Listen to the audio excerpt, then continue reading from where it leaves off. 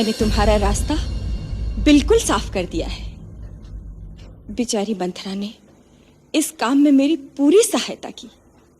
उसी ने ये रास्ता सुझाया, उसी ने मेरी आंखें खोली और मैंने सारी बातें संभाल ली। राम के साथ सीता और लक्ष्मण बिना किसी आपत्ति के वन चले गए।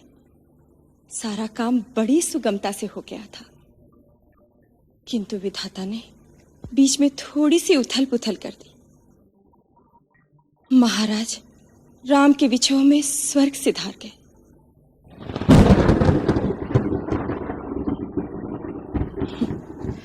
मैं जानती हूं पिता के स्वर्गवास से तुम्हें रुक जा चंडालन, मैं तुम्हें जीवित नहीं छोड़ूंगा, तुम्हारा अंत करके रहूंगा। रुक जाओ शत्रुघ्न, क्षत्रिय कभी स्त्री पर हाथ नहीं उठाते। मुझे छोड़ दो भैया, आप नहीं जानते यही इस अनर्थ की जड़ है। मुझे सब बातों का पता चल चुका है। यही है, इसी के कारण आज रघुवंश की सारी सुख शांति का नाश हो गया है। इसी के कारण हमारे पिता नहीं रहे। श्री राम और सीता भाभी वनों में मारे मारे फिर रहे हैं। मैं इसे जंगल के चौराहे पे जिंदा जला दूंगा। शत्रुघ्न, तभी मेरे हृदय की अग्नि शांत होगी। रुक जाओ, इसे तलपा तलपा कर मारूंगा भैया, रुक जाओ, तलपा कर मारूंगा। रुक जाओ शत्रुघ्न, जो तुम इसके साथ करना चाहते हो वही मैं महारानी कैकेयी के साथ करना चाहता हूं, परंतु क्या करूं? विवश हूं, इतना सोच लो। उसके पश्चात भैया राम हमारा परित्याग कर देंगे। बड़ी से बड़ी उत्तेजना में भी वो हमें धर्म की मर्यादा छोड़ने की आज्ञा कभी नहीं देंगे। तो क्या इसे ऐसे ही छोड़ दे? शत्रुघ्न, श्री राम ही अब हमारे राजा है, वही इन राक्षसियों को दंड देंगे। जाओ मंत्रा, चली जाओ यहां से।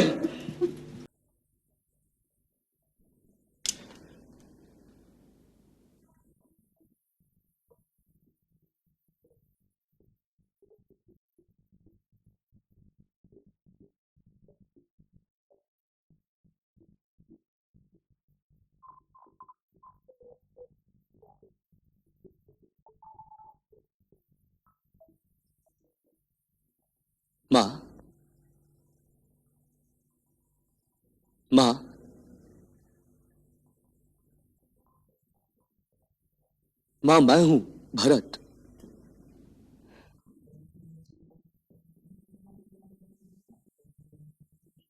भरत, भरत,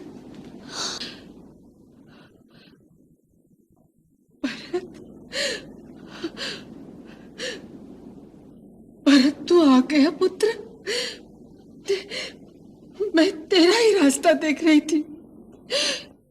यह मेरी बात कोई नहीं मानता। मुझे मेरे राम के पास कोई नहीं ले जाता। अब तू तो राजा बन गया है ना। मैं प्रार्थना करती हूँ अपनी सेना को आज्ञा दे दे, जहां राम को छोड़ा है उसी वन में उसकी माता को भी छोड़ा है। मां,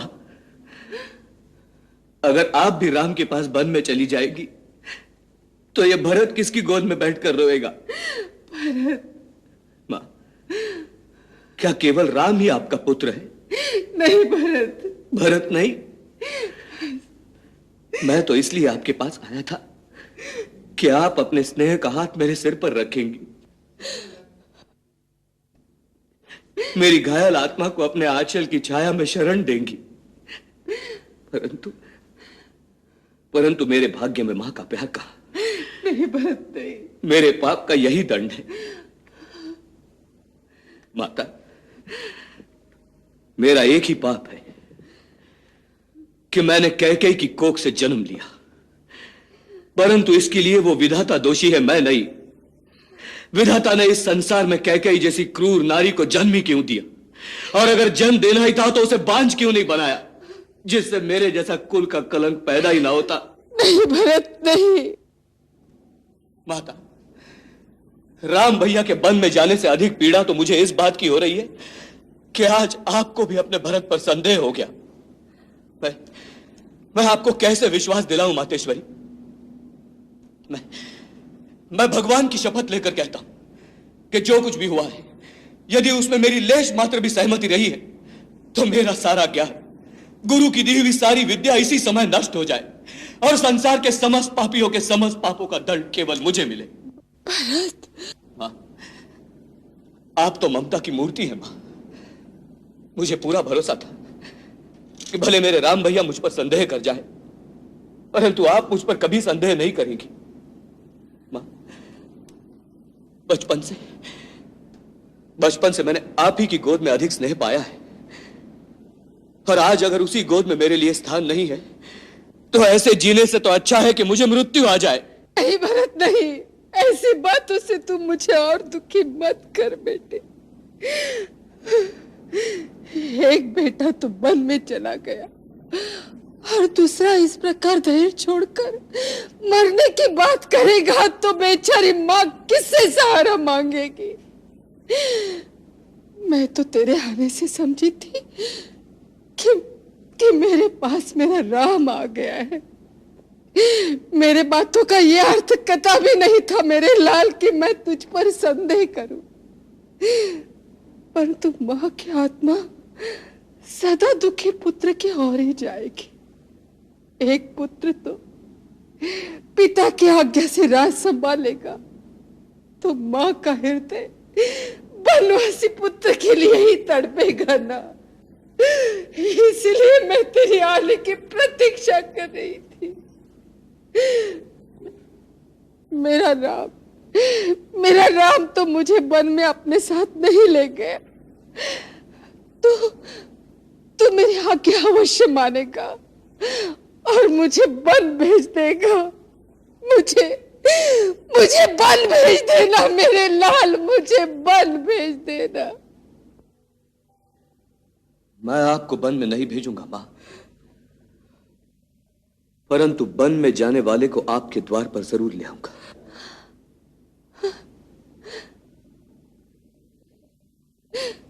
नहीं,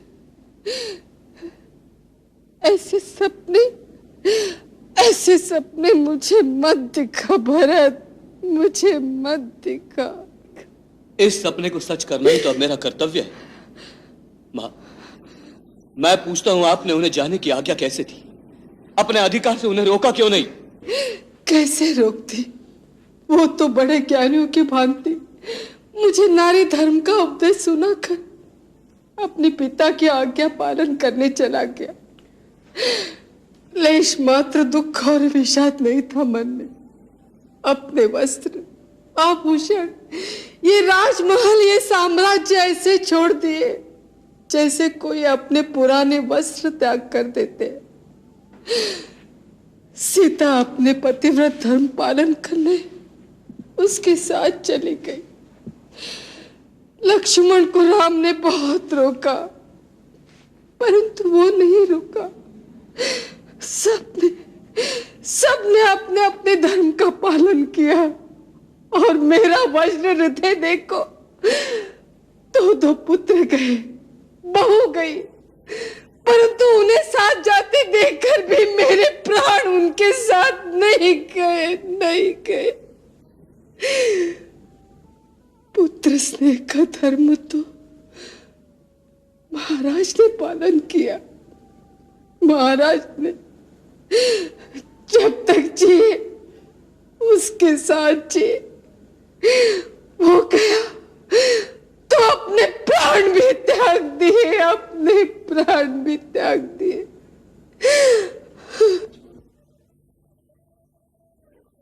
मां,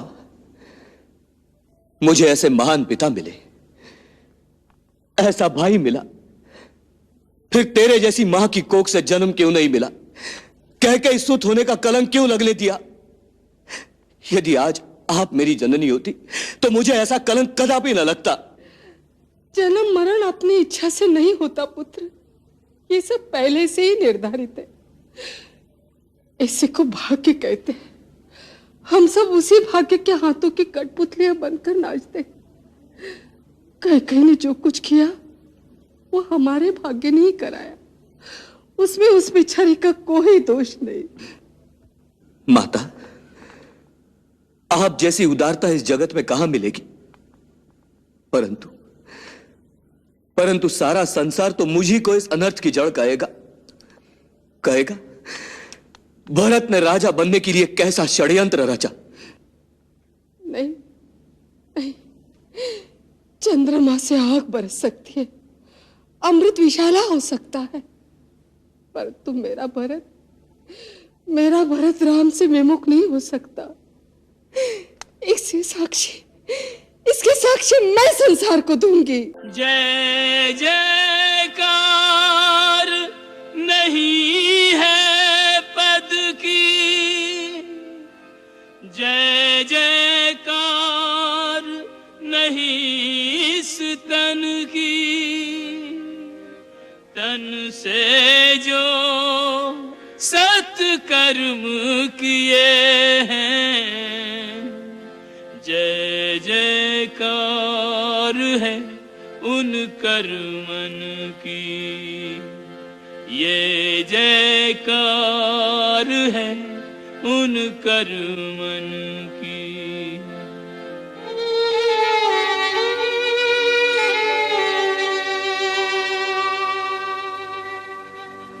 बालपने में पिता पुत्र को कांधे ले दुलरावे हो, कांधा दे कर उस दुलार का बेटा मोल चुकावे हो, कांधा दे कर उस दुलार का बेटा मोल चुकावे हो।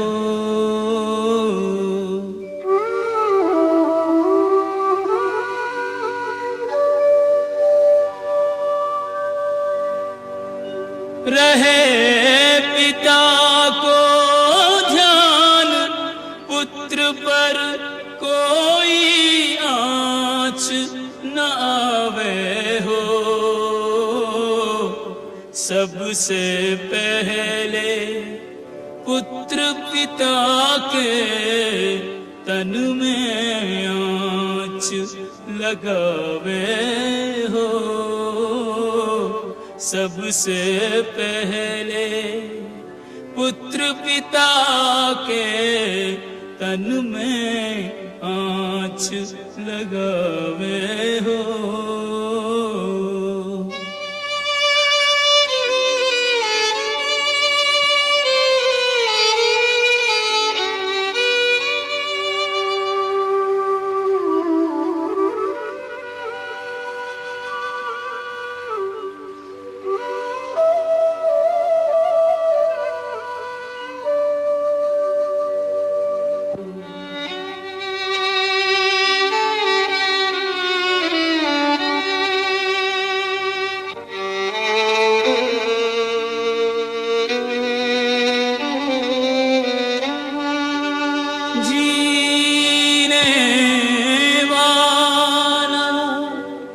जाने वाले की सुधियां दोहरावे हो, जो हो जितना निकट उसे उतना ही मोह रुलावे हो, जो हो जितना निकट से उतना ही मोह रुलावे हो। प्राणी के चले जाने पर इस पार्थिव शरीर के पांचों तत्व अग्नि, वायु, आकाश, जल और धरती माँ को वापस दे दिए जाते हैं। अतः इन अस्थियों को सरयू के पवित्र जल को सौंप दो। सबके लिए यही विधान है कुमार। आज जो तुम अपने पिता के लिए कर रहे हो, एक दिन तुम्हारा बेटा तुम्हारे लिए भी यही करेगा। मोह को त्याग दो। तुम्हारा आगे का कर्तव्य तुम्हारी प्रतीक्षा कर रहा है। जो डारो बह जा जस कीरत सत्कर्म ही या जग में रह जा।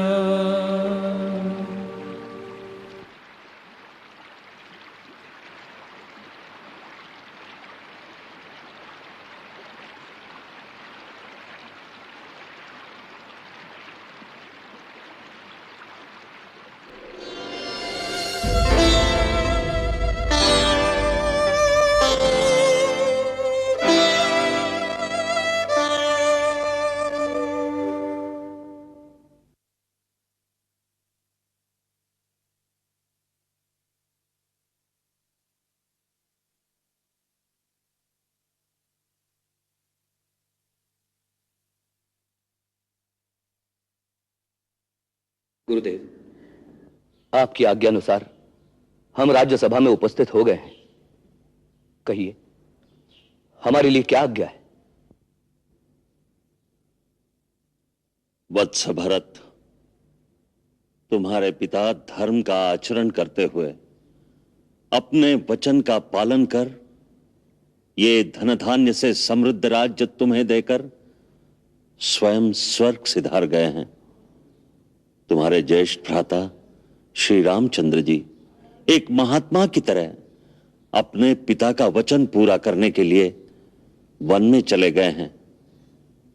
तुम्हारे पिता और ज्येष्ठ भ्राता दोनों ने ही यह अकंटक राज्य तुम्हें प्रदान किया है। अब तुम्हारा यह कर्तव्य है कि सूर्यवंशियों का यह राज सिंहासन तुम ग्रहण करो और अपनी प्रजा की रक्षा करो। यह आपकी आज्ञा है गुरुदेव। यही इस समय तुम्हारा कर्तव्य है भरत। मंत्रिमंडल की क्या सम्मति है? जो राज्य राजा के बिना होता है वो प्रदेश और उस राज्य की प्रजा दोनों ही सुरक्षित नहीं होते। शत्रु ऐसे समय का लाभ उठाकर उस प्रदेश पर आक्रमण करके उसे उजाड़ सकते हैं। इसलिए रघुवंशियों के साम्राज्य को संभालने के लिए इस समय केवल आप ही हैं जो राजा बनने के योग्य हैं। यद्यपि आप ज्येष्ठ नहीं हैं, परंतु बड़े भाई की अनुपस्थिति और पिता की आज्ञा का पालन करने के लिए इस राज्य का संभालना न्याय संगत है। राजा बनने के लिए 3 बातों की आवश्यकता होती है: गुरु का आशीर्वाद, मंत्री और साथियों का सहयोग, प्रजाजन का स्नेह और विश्वास। आज मुझे ये तीनों प्राप्त हो गए। इसीलिए मैं बड़ी प्रसन्नता के साथ यह राज्य स्वीकार करना चाहता हूं। परंतु मेरे मन में एक शंका है। राज सिंहासन पर बैठने से पहले आप सब उस शंका का समाधान कर दे तो अच्छा है। और उठाइए वो राजमुकुट और राज्याभिषेक के वो पवित्र सामग्री और चलिए मेरे साथ वन में, ताकि जिसका यह अधिकार है उसका राज्याभिषेक वहीं वन में करके उसे अपना राजा बनाकर अपनी अयोध्या वापस ले आए।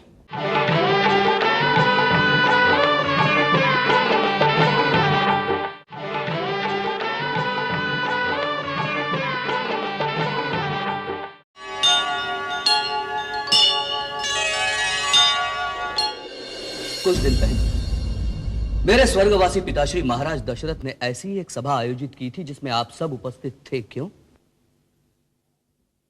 उस भरी सभा में महाराज दशरथ ने अपने पुत्र श्री राम को राज्यभार सौंपने का प्रस्ताव रखा था और आप सब ने एक साथ एक आवाज में श्री राम के पक्ष में अपना मत दिया था। क्यों? मैं पूछता हूं क्यों आपने श्री राम के पक्ष में अपना मत दिया था? क्योंकि राम जैसा राजा किसी देश को बड़े भाग्य से मिलता है। बिल्कुल ठीक कहा। फिर आपका मत लेने के बाद राजा ने अपनी एक रानी के कहने पर सर्वसम्मति से दिए गए जनमत को ठोकर मारकर आपके प्यारे श्री राम को घर से निकालकर वन में भेज दिया और अपनी एक चहेती रानी के पुत्र को राजा बनाने का निर्णय ले लिया। क्या तब आप में से कोई उठा था यह पूछने के लिए कि हमारे मत का क्या हुआ? क्या आप में से किसी ने राजा के इस अन्याय के विरुद्ध उसे ललकारा? क्या आप में से किसी ने विद्रोह की आवाज उठाई?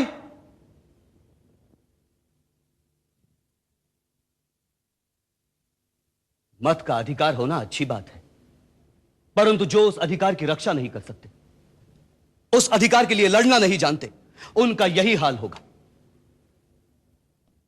महलों के षड्यंत्र से उन पर इसी तरह राजा थोप दिए जाएंगे जैसे आज आप पर मैं थोप दिया जा रहा हूं। क्या आप चाहते हैं कि इतिहास में ऐसा ही होता रहे? कदापि नहीं। तो फिर उठिए, उठिए और उठाइए वो राजमुकुट और राज्याभिषेक के वो पवित्र सामग्री और चलिए मेरे साथ वन में, ताकि जिसका यह अधिकार है उसका राज्याभिषेक वही वन में करके उसे अपना राजा बनाकर अपनी अयोध्या वापस ले आए। परंतु क्या श्री राम ये बात स्वीकार करेंगे? उन्हीं दशरथ का पुत्र होकर, उस श्री राम का छोटा भाई होकर यह भरत ही ऐसा नीच निकलेगा जो अपने बड़े भाई का राज हड़प कर जाएगा। राज्य पर केवल बड़े का ही अधिकार है। श्री राम मुझसे अवस्था में बड़े और गुणों में भी श्रेष्ठ है। केवल वही इस राज्य के अधिकारी है।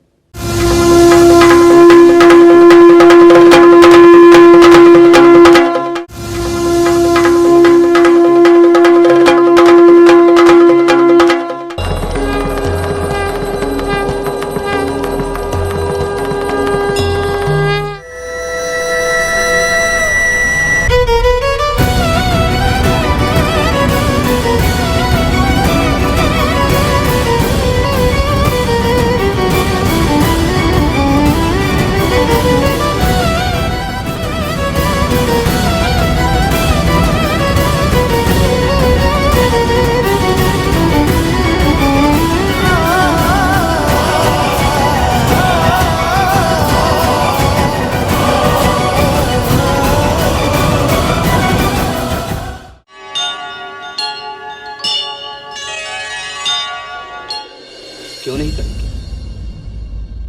यह मेरी प्रतिज्ञा है कि यदि वो ना आए तो मैं भी राजा का नहीं, उनकी तरह एक वनवासी का जीवन बिताऊंगा।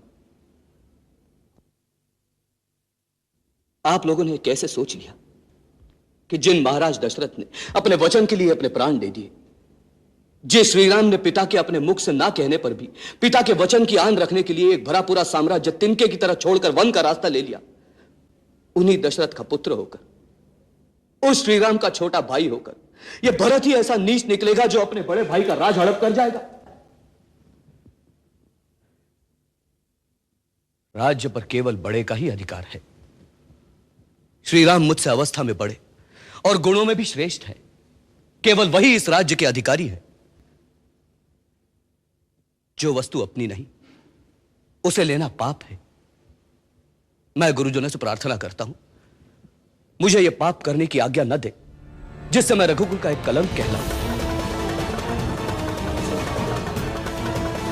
वैसे कलंक तो मुझे मेरी माता ने लगा ही किया है, लेकिन आप लोग तो मुझ पर दया कीजिए।